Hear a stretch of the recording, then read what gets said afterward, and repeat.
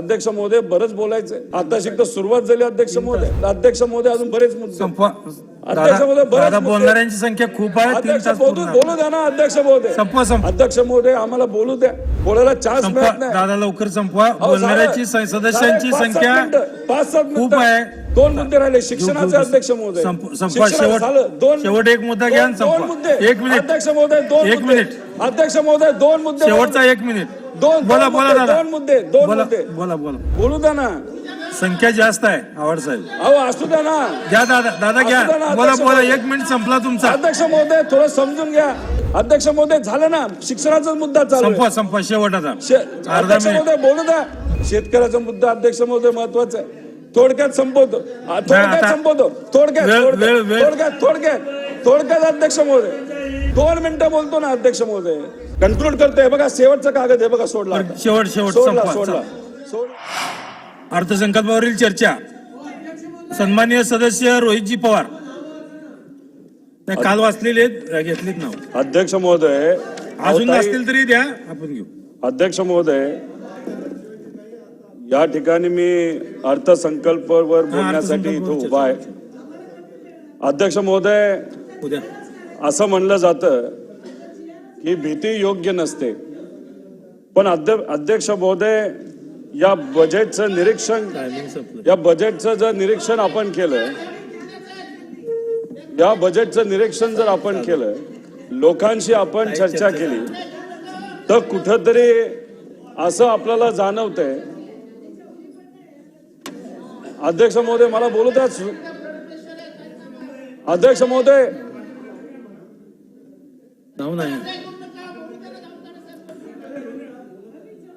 रोहित दादा आपण बोला आपण. माझं बोलणं झालं. ताई बोला. आव्हाड साहेब त्यांना संधी दिली होती मागच्या लक्षवेधीला. उद्या पवार साहेब बोलल्या. अध्यक्ष महोदय मी अर्थसंकल्पावर बोलण्यासाठी इथं उभा आहे. अध्यक्ष महोदय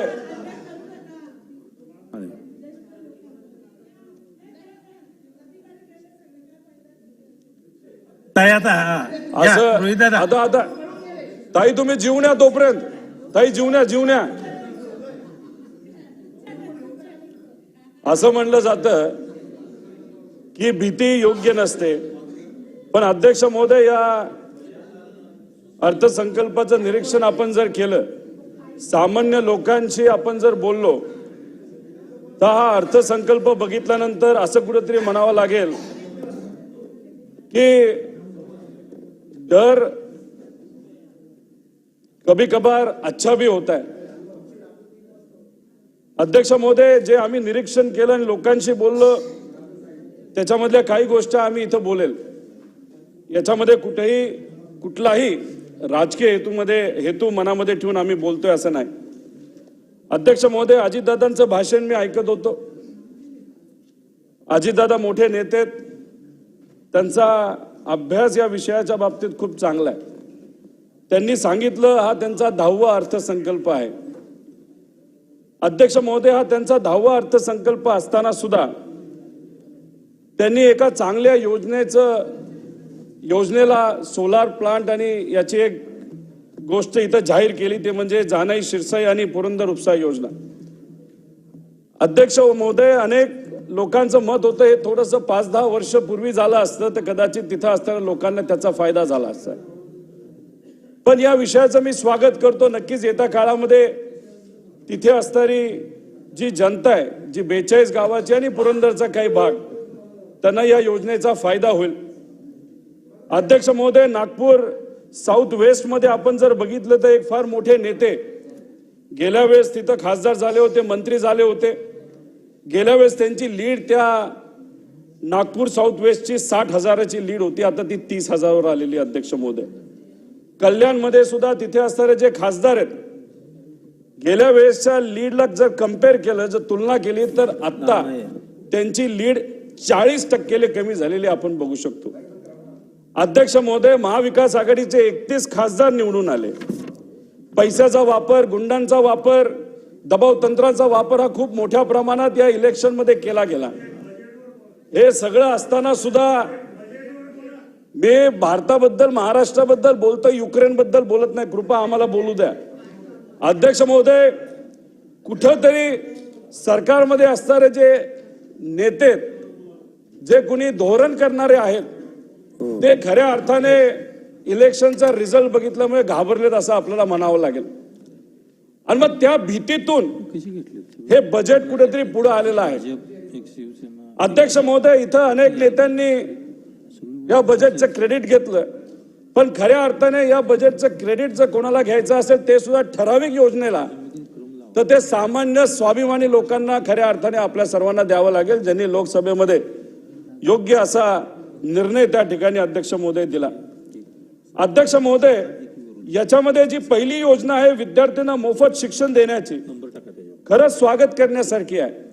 मुलींना शिक्षण हे मोफत दिलं जाईल, त्यासाठी 2000 कोटी रुपये हा खर्च सरकारकडनं केला जाईल.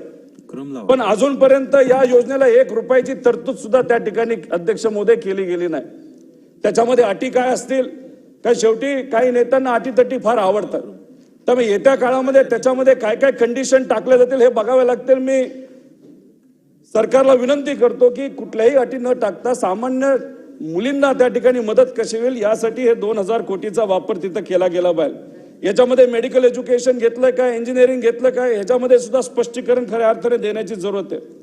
अध्यक्ष महोदय, आपण जर मुलांचा समावेश या योजनेमध्ये केला तर आपल्याला 5000 कोटी अतिरिक्त लागणार आहे. सरकार कदाचित म्हणेल पैसा नाही. अध्यक्ष महोदय, ॲम्ब्युलन्स कॉन्ट्रॅक्टमध्ये जे काय अफरातफर त्या ठिकाणी झालेली, ती जर कॅन्सल झाला कॉन्ट्रॅक्ट, त्यातच अचानक 5000 कोटी हे सरकारला मिळू शकतात. त्यामुळे विनंती आहे की मुलांचा सुद्धा समाविष्ट याच्यामध्ये अध्यक्ष महोदय व्हावा. PhD असेल, OBC SC स्कॉलरशिप्स असतील, याच्यामध्ये बऱ्याच काही वेळेस लेट होतं. त्यामुळे याला भरपूर निधी देण्याची जरूरत आहे. त्याच्यामध्ये कुठेही यही स्कॉलरशिप नाही तर मदत मिळण्यामध्ये उशीर झाला नाही पाहिजे.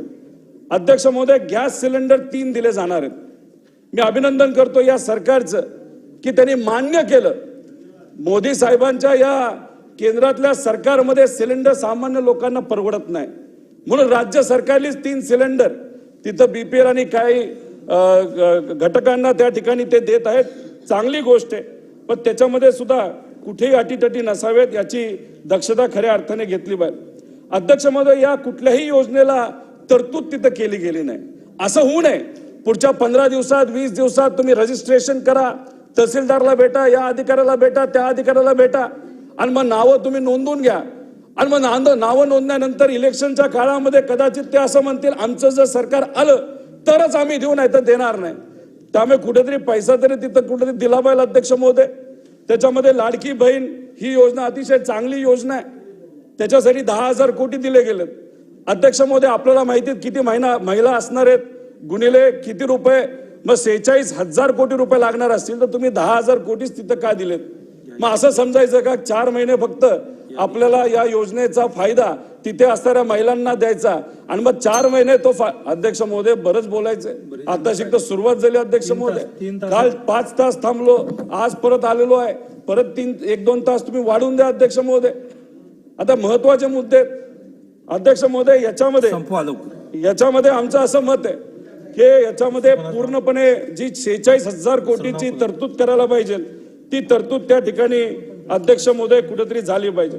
खरं तर अजितदादांचं आणि नेत्यांचं मी अभिनंदन करतो. त्याच्यामध्ये अनेक त्रुटी होत्या, तर त्या 3 त्रुटी त्यांनी काल या मान्य केल्या आणि त्याच्यामध्ये दुरुस्ती सुद्धा अध्यक्ष महोदय तिथं केलेली आपण सर्वजण बघू शकतो.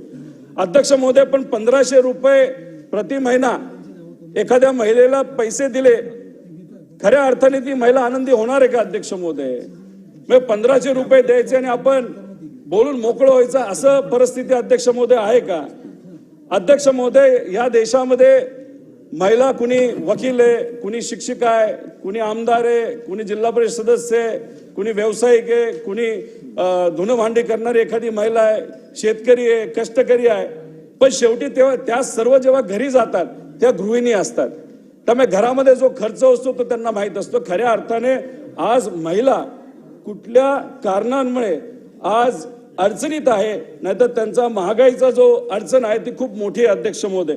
अध्यक्ष महोदय, आपण जर बघितलं तर याच्यामध्ये जीएसटी हा साखर चहा पावडरवर 5% जीएसटी आहे, सिलेंडरवर 5%, मसाले तेल 5%, अगरबत्ती देवाला तरी सोडायला पाहिजे 5%, छत्री मोबाईल 12%. अध्यक्ष महोदय, हे सामान्य लोकांचे विषय आहेत. आपल्या राज्यातून कुणीतरी प्रतिनिधित्व करून दिल्लीला जाऊन तिथं जीएसटी काउन्सिलची जी बैठक असते त्याच्यामध्ये या बाबतीतली अध्यक्ष महोदय चर्चा व्हायला पाहिजे होती. त्यामुळे आपल्या महिलांना खऱ्या अर्थाने आनंदी करायचा असेल तर हा जो अतिरिक्त खर्च या महिलांचा तिथं होतो याच्यात अध्यक्ष महोदय अजून बरेच मुद्दे अध्यक्ष महोदय दादा बोलणाऱ्यांची संख्या खूप आहे. 3 अध्यक्ष तास बोलू पूर्ण. बोलू द्या ना अध्यक्ष महोदय. संपवा बोलू द्या. घ्या लवकर तर संपवा. याच्यावर अध्यक्ष महोदय कुठेतरी आपल्याला काम करायची जरूरत आहे. अध्यक्ष महोदय, जेव्हा 800 किलोमीटर युवा संघर्ष यात्रेमध्ये मी अध्यक्ष चालत होतो त्यावेळेस गोरगाबाई नावाची एक महिला तिथं भेटली. तिने तिच्या मुलाला बिना दुधाचा चहा तिथं दिला होता आणि पाव दिला होता. का? कारण का दूध परवडत नाही. अध्यक्ष महोदय, खऱ्या अर्थाने सरकार म्हणून आपल्याला या विषयावर काम करण्याची जरूरत आहे. 1000 रुपये आपण जेव्हा घेऊन जातो, पूर्वी 1000 रुपयामध्ये 2 पिशव्याचा बाजार आपल्याला मिळत होता. अध्यक्ष महोदय, आज 1000 रुपयामध्ये आपल्याला अर्ध्या पिशवीचा बाजार सुद्धा मिळत नाही. आणि त्याच्यात आपण बघितलं 1000 रुपयावर 100 रुपये जीएसटी आपण राज्य आणि केंद्र सरकारला अध्यक्ष महोदय तिथे देत असतो.